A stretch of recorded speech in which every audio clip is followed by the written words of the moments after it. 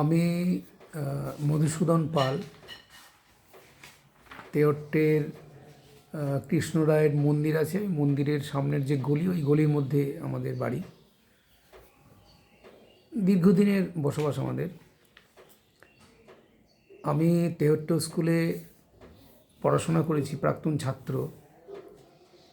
1972 সালে আমরা 5-এ ভর্তি হই। তেহট্ট স্কুলের সঙ্গে আমাদের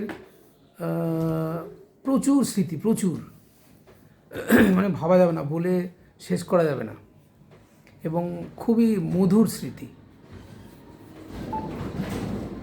72 সালে যখন আমরা ভর্তি হই, আমার খুব মনে আছে, ওই যে জামতলার কাছের যে বিল্ডিংটা, ওইখানে একটা একটা পোড়ো বিল্ডিং, পোড়ো বাড়ির মতো ছিল ওইখানটায়। আমরা ওইখানটা ক্লাস 5-এ ক্লাস করেছি।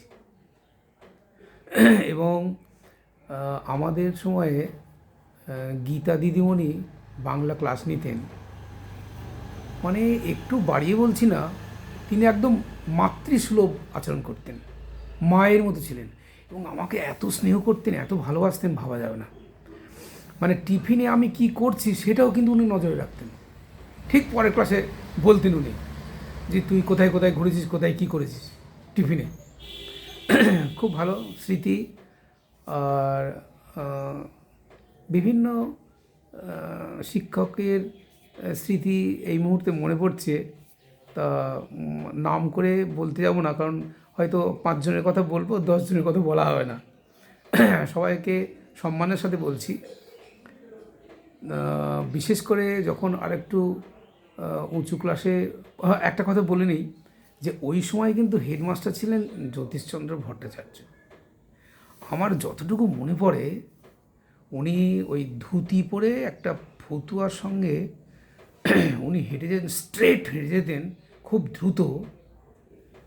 মানে ওনার যে কোয়ার্টার ছিল ওইখান থেকে যেতেন, তখন অফিস রুমটা ছিল, এখন যেখানে স্কুল থেকে মাঠে যাওয়ার গেট, ওই গেটের সঙ্গে যে ঘরগুলো আছে, ওই 3টে কি 4টে ঘর পরেই ওইখানে ছিল অফিস ঘর।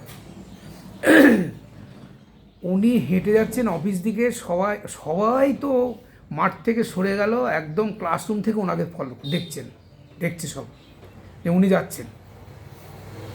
খুব গুরুগম্ভীর এবং রাশভারী লোক ছিলেন।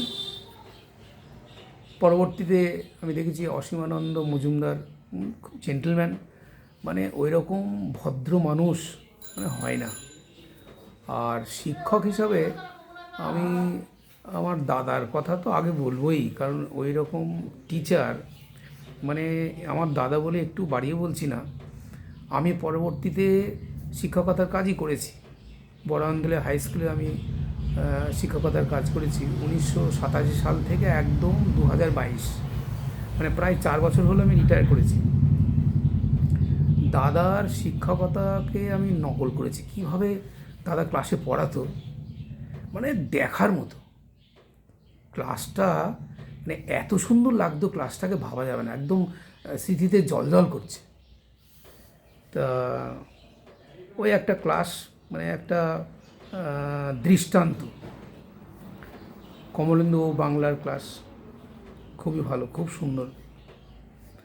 ভবেশবাবুর পড়ানো একদম, মানে তাকে আর টিউশনই পড়তে হবে না, ক্লাসে এত সুন্দর পড়াতেন ভবেশবাবু, খুব সুন্দর। তাছাড়া বিভিন্ন টিচারের কথা মনে পড়ছে, বিশেষ করে ননীবাবুর কথা মনে পড়ছে। ননীবাবু এত সুন্দর ক্লাস নিতেন। সুপ্রিয়বাবু, করুণাবাবু কথা বলতেন। অনেক শিক্ষকেরই, আমি বেশি কিছু বলবো না, একটু মুদ্রা দোষ ছিল, সেগুলো আমরা পরে আলোচনা করতাম নিজেদের মধ্যে, বেশ মজাই লাগতো, এখনও আলোচনা হয়। তা করুণাবাবুর একটা কথা মনে পড়ছে আমার, খুব ভালো ক্রিকেটার ছিলেন করুণাবাবু। তারপরে নবকিশোরবাবু, জগদীশবাবু অ্যাসিস্ট্যান্ট হেডমাস্টার, মানে সাংঘাতিক রাশভারী লোক জগদীশবাবু। দারুণ ব্যাটসম্যান নবকিশোরবাবু, ফিল্ডার, দুর্দান্ত ফিল্ডার নবকিশোরবাবু। করুণাবাবু একবার মনে আছে, করুণাবাবু বললেন যে টিচারদের সঙ্গে ছাত্রদের ম্যাচ হবে। এইবার আমি তখন ঠিক মনে নেই আমি কোন ক্লাসে পড়ি, মানে অল্প বয়স তখন, নিচু ক্লাসেই পড়ি। শিক্ষকদের পুরো 11 জন হচ্ছে না, আমাকে নিয়েছে শিক্ষকদের মধ্যে। দিয়ে অদ্ভুত ব্যাপার, শেষ পর্যন্ত কি ওই ভাগ করে খেলা হলো, ছাত্র শিক্ষক 11-11 করে দুটো দল তৈরি করা হলো। করুণাবাবুকে আমি বল করছি, এবার আমি অফ ব্রেক বল করেছি, করুণাবাবু বোল্ড।